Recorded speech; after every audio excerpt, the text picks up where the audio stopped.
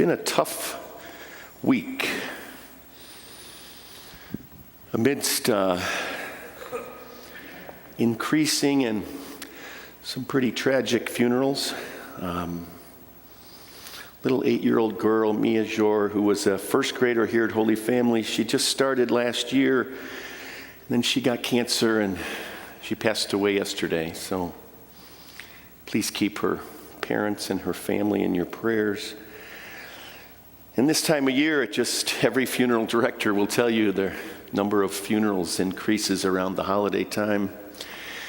And in the midst of that, I spent most of yesterday reading the responses from a survey that we sent out, and I hope that you saw the survey. For those of you who filled it out, thank you so much for your honesty and your candor. It was an email blast about your feelings regarding the church's handling of this clergy sexual abuse. And so just sitting there reading it was very difficult. And the disillusionment, the feeling of a lack of trust in the larger church,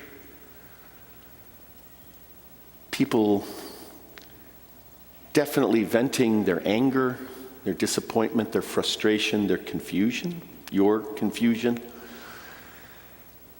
And then the call to do something, to hold the hierarchy of the church into greater accountability and transparency, your feedback, your candor, and underscoring that you want something to happen now. Please be assured that your feedback is going to go right to Cardinal Cupich. I will make sure of that. I don't know how many other parishes have done something like this. Many have had different responses, and we've tried to gather folks in prayer and have some listening sessions. But please be guaranteed that I will take your feedback right to him. And so, as I'm reading that,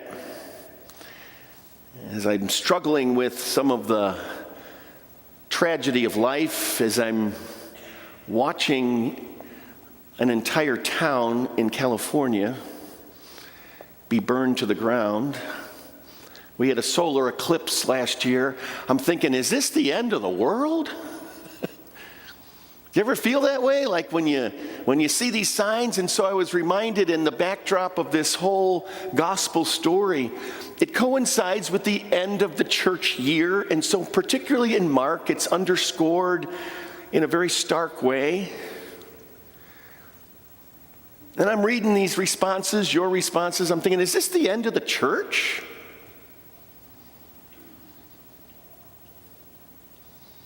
Quoting REM, is this the end of the world as we know it? And the answer is yes. Because I was put more deeply in touch with something that basically I've been saying for 20 years. We are not only in a time of transition in the church, we are transitioning from one epic era to another one. The changes that are happening and that need to happen in our church are epic. So a brief little history lesson, these epic eras, the first epic era was the era of the apostles, the handing off from Jesus Christ to the church, which gave way very quickly to the second era, which was the era of the martyrs, which gave way to the era of the Christian identity, Christians calling themselves Christians, which gave way to the era, the mendicant era, the church then going out into the desert, being an oasis in the desert as it was burgeoning and growing. And then this notion, this epic era of the union and the sacrificial union that the Eucharist provided as the church spread all around the world. And then there was an epic era of reform. And we have just had and is ending the longest epic era in the history of our church, the church as an institution. It's always going to be an institution. It's always going to have an institutional aspect to it. But I really believe that that is no longer going to be the primary driving force of our church. We are welcoming in the epic era of the laity. We have to. And this epic era started with the spirit of the Second Vatican Council that encouraged us to see all of us are baptized into this church, that we are the church. Does it need a structure and a hierarchy? Of course it does. But I'm talking about the driving spirit of our church that Jesus Christ instituted. We're the church. You're the church. And one of the things that was underscored in the feedback that I got was the need for lay authority to hold the hierarchy of the church accountable for what it's done and what it needs to do. And then I started experiencing this ray of hope, kind of like this candle that shines in our darkness. When I was in the seminary, my professors encouraged us, be a priest for the people. I really embraced that. I'm not a priest to hang out with Rich. He's a nice guy, but I don't hang out with him much. We live together. I'm a priest for you and your family and the sacredness of your life. That's why I'm a priest. And I believe that I'm a priest to call out and encourage your response to the same God that called me in my vocation. My vocation as a priest is to help you with yours, your calling. And so it's spirits like this, it's movements like this that I believe are ushering in this epic era.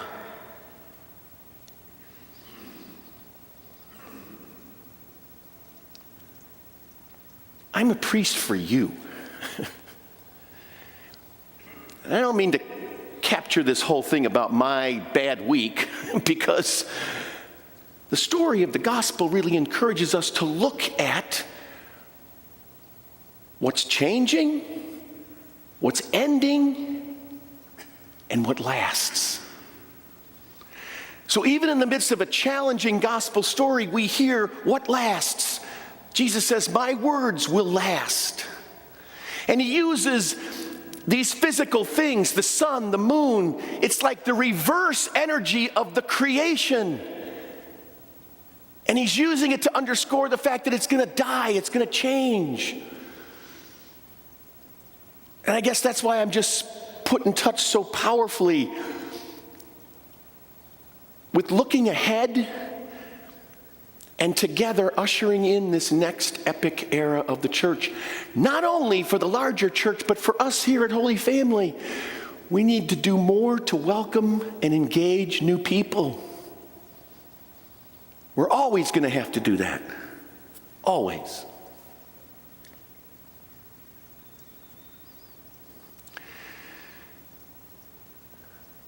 I can't tell you how much hope you give me. Being in this whole endeavor with all of you. And you know what? As I'm reading the feedback, and at times crying, because some of the things were so filled with anger, as they should. Perhaps it was cathartic for some of you to write down your feelings. That's why we did it. I respect your feedback, your honesty, and your candor. Again, because that's consistent with this epic era that's coming, that in fact has already begun. Because I'm so proud of what has happened here at Holy Family, even long before I got here.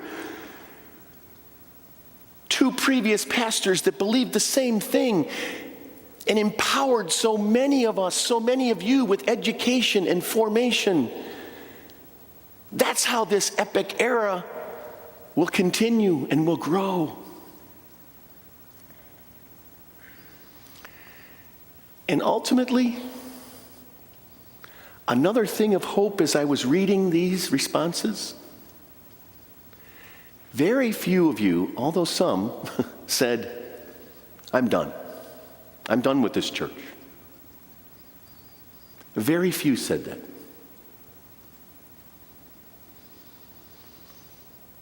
You gave feedback, honestly, because you care. You already see yourselves as church, so you care about it. So ultimately, I had this really, really consoling sense of hope. And again, I don't want to make this whole thing about my bad week and me reading this thing. Again, it's consistent with the gospel. It's a challenge for what we need to do as church. And I cannot tell you how much hope you give me. And I just want you to once again know, I am in this with you. I'm going to take your feedback right to the cardinal, and I'm going to underscore so much of the urgency for some kind of change now. I can't tell you how much I respect you, how much I love being with you and ministering with you. Thanks for your honesty, your candor, the sacredness of your lives, which you've opened up and shared with me. You give me hope.